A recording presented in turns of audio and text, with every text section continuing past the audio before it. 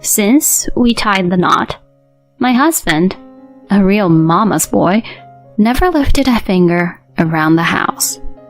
When I mentioned I was heading out on a business trip, he freaked out, saying, "Who's gonna take care of me?" After a big blow-up, I left for my week-long trip. When I got back, there was a filled-out divorce form and a note for me. It said, "Since you ditched the housework, I'm heading back to my folks. Check out the divorce papers and think things over." Reading this, my blood boiled. The nerve of him, leaving a divorce threat. But then, I started to cool off. After all, I had been thinking that maybe divorce wouldn't be the worst idea. Perhaps this was a sign. Heck, I'll just file them. And that's exactly what I did. The next morning, my miffed husband burst in, asking, "Hold on, where are the divorce papers?" "Oh, I filed them." What came next was my clueless husband making a scene, sobbing uncontrollably. I'm Kelly, 30 years old.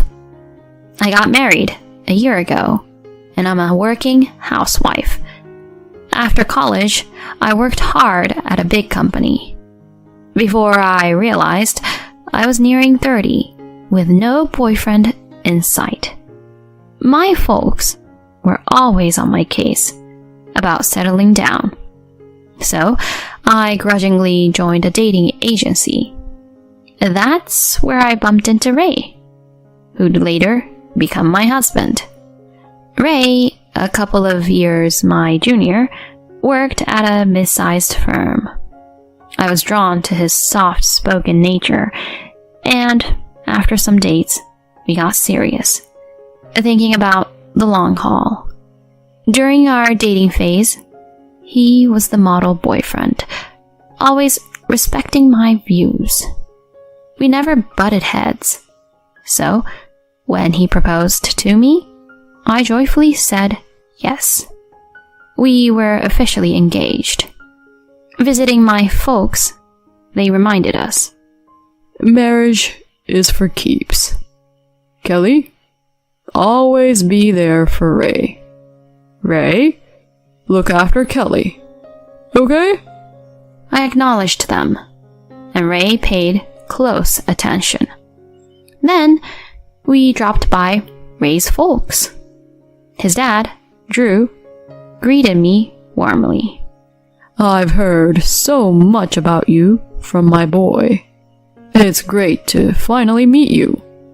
His mom, Sally, poised yet reserved, questioned, "Ray, is this the one?" "Yup, Mommy. I want to marry her." I was a bit stunned.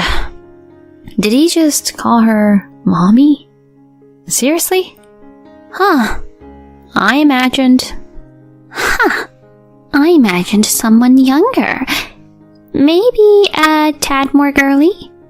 Even though I was older and had short hair, I was stunned she'd be so blunt.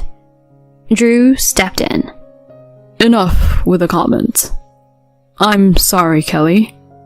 Sally held her tongue. Drew pressed on. "We're very happy about your marriage. But just know..." Huh? "Ray's had it pretty easy living here. He might be a handful. Kelly, you sure about this? I've got my doubts." I responded, "I adore Ray's soft side. I know we'll have each other's backs." He gave a nod and told Ray, "Starting a family's a big deal, son. Step up and keep her happy." "All right, Dad." Ray, looking dead serious, nodded. Our meetup with Ray's parents wrapped up, and soon after, we made our marriage official. We had a low-key wedding and began our journey as a married couple. My parents surprised us with a condo. As we settled into marital bliss, it hit me. Ray couldn't do any chores. One day, he set his alarm for 7, but stayed knocked out. I was already doing laundry and making breakfast. No matter how much I tried waking him, he didn't budge. At last, after tossing his covers and giving him a shake, he stirred. Whoa, it's 7:30 already. Why didn't you get me up? I did. Your alarm was blaring too. Now, eat your breakfast. Wiping his eyes, he made his way to the dining table and began griping about the breakfast I made. Hey, Kelly, this egg's too runny. Is that a big deal? I can't eat it unless it's well done. Do it over. He blurted this out while I was in the middle of hanging laundry. Holding back my frustration, I retorted, "Then don't eat." Why would you say that? And this coffee's burning hot. Mommy always got the eggs and coffee spot on. All right. I quickly redid the egg and chilled the coffee a bit. He happily wolfed it down, but without even clearing his plate, made a beeline for the restroom. Wait up. You know you should clean up after yourself. Ugh, I'm short on time. He excused himself, even though he made me remake his breakfast because he overslept. Annoyed, I stopped doing my makeup to tackle the dishes. As I was picking out my outfit, he summoned me. Kelly, over here. What now? I gotta head out too. Help with my tie. I can't knot it. Standing there, with a tie just hanging, he looked helpless. Seriously? You can't even do a tie? What do you do before we married? Mommy always did it. I exhaled, knotted his tie, and somehow we both left the house. That's just how it was. He never pitched in with any housework. It felt like I was juggling everything plus babysitting him. Every time something came up, it was always, Mommy did it this way, or with Mommy it went like that. Always referencing Sally. This routine stretched on for a year, and the pressure kept mounting. Thoughts of a divorce snuck in now and then, but my dad's words about marriage being forever held me back. Out of the blue, due to a work hiccup, I was assigned a week-long business trip starting the next day. Breaking the news to my husband that evening, he, deeply into his video game, looked taken aback. Hold up. A business trip? A whole week? It's out of my hands. Work's calling. No way. Who's gonna cover for you here for a week? He played on, clearly peeved. You'll have to step up. It's about time you got a grip on house stuff. At that, he set down his game and locked eyes with me. Isn't the wife supposed to care for her husband and the house? Are you just bailing on that? Seriously? That's such old school thinking. We both have jobs. We should be a team. That's not how I see it. Mommy was always on top of things at home. But she was a stay-at-home mom. And honestly, it's kinda odd to hear an adult man always dropping the mommy card. Pushing back, he reddened. What's your deal? Taking shots at me and my mommy? I'm not, but let's be real. You're a mama's boy. Really? This is how you see me? You think you can talk to me like that? I thought, oops. But I had hit my limit.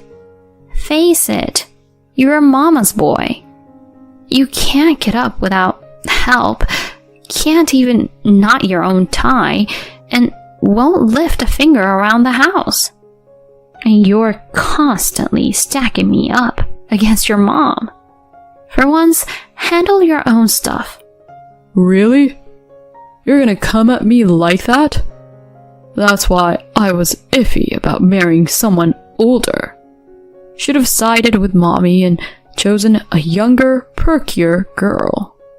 His words hit a nerve, and our chat spiraled into a major blowout. Even joking, you shouldn't say stuff like that. We're married. If I had known you'd be this bossy and aloof, I'd have thought twice. And maybe splitting up is our best bet. I was taken aback by his sudden divorce talk. He went on, sounding rather smug. You can't possibly get divorced, can you? You wouldn't want to be labeled divorced. And think about what your dad said about sticking together. Don't just toss around the word divorce. Well, I just did. If you take off for this business trip and leave me here, I'm actually thinking about divorce. With that, he stormed into our bedroom, leaving me in shock. Even though the idea of divorce had been tough, because I didn't want to let my parents down, now seemed like the time to give it real thought. With that on my mind, I went to sleep. Bright and early the next day, I was up prepping for my trip. Our big blowout was still weighing on me, but there was work to be done. I nudged Ray, still under the covers. I'm heading out. You better wake up, or you'll be late for work. His answer came out in a sleep-muddled mumble. Rolling my eyes, I headed out. A few hours later, a text from him popped up. You barely tried to wake me. Now I'm running late. Did you really go on that trip? I quickly texted back. I did wake you up. And yes, I'm on my trip. I'll be back in a week. He read my message, but didn't bother replying. Mid-trip, I called my parents to give them the lowdown on Ray's antics and mentioned I was leaning towards divorce. I braced for a lecture, but what they said caught me off guard. We had no clue he acted like this. Take your time thinking, but don't force yourself to stay. Always remember, we're in your corner, no matter what you decide. Their support choked me up. When I got back, Ray and I were due for a serious sit-down. If he didn't shape up, divorce was on the horizon. Thoughts swirling, I returned after my week away. Walking in late, I noticed Ray wasn't home yet. As I scanned the room, a signed divorce document and a note caught my eye. The note read, Since you ditched the housework, I'm heading back to my folks. Check out the divorce papers and think things over. Reading this, my blood boiled. The nerve of him, leaving a divorce threat. But then, I started to cool off. After all, I had been thinking that maybe divorce wouldn't be the worst idea. Perhaps this was a sign. Heck, I'll just file them. And that's exactly what I did. When the papers went through, I felt like a ton of bricks had been lifted. That evening, I went to bed and had the best sleep. The next morning, sipping a relaxing cup of coffee, I heard the door. In walks Ray. Kelly, why didn't you come to my folks' place to apologize to me? What's gotten into you? He was steaming. Then, spotting the empty spot where the divorce papers had been, his eyes widened. Hold on. Where are the divorce papers? Oh, I filed them. You did what? He looked like he'd been slapped. You really went through with it? Thanks for signing them. Made everything smoother. You can't be serious. You actually went all the way? Have you lost your mind? Seeing how collected I was, he lost his cool. That's it. I'm calling my parents. Sure, knock yourself out. An hour later, Sally and Drew showed up at our place. Sally, spotting me right away, dramatically exclaimed, "You! How could you just divorce Ray like that? What's your deal?"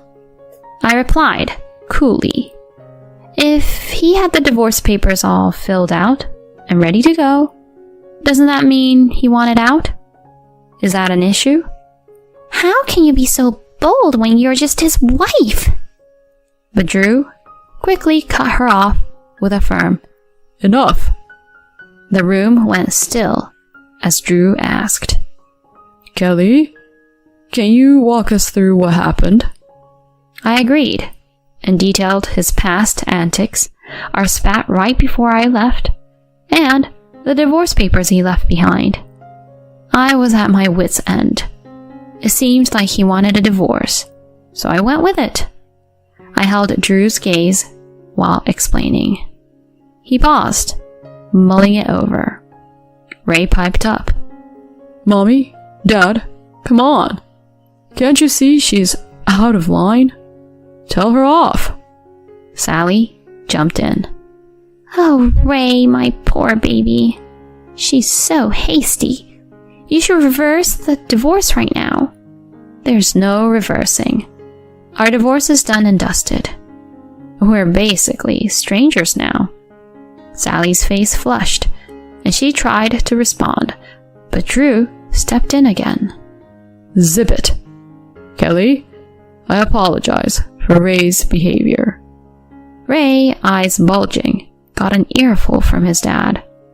You bonehead? I knew you had issues, but this is next level. Using divorce papers as a threat? Unbelievable. You had it coming, Ray. "Hold on." Sally tried to interject, but he kept going. It's partly on you. You spoiled him. Watch out. If you keep this up, I might divorce you next. Sally was taken aback, muttering, "Divorce?" Drew pivoted back to me, looking very sorry. Kelly, I regret the trouble our clueless son caused you. Please, move on and find joy. "Thanks, Drew." With that, Drew took off, practically dragging a whimpering Ray with him. Word got around that he severed ties with his own son. Ray ended up in a dingy apartment, living alone for the first time. His place was a disaster, and being habitually late got him booted from his job. Sally, always butting into Ray's affairs, was caught by her husband, and they genuinely split. Now, she's living with Ray, hustling in low-end jobs to get by. I don't see a turnaround for them in sight. They are no longer my concern. As for me, I've got a condo to myself, and I'm focused on my career. Without Ray dragging me down, the place feels so much more open, and my job's going better than ever. I'm excited for whatever's next for me.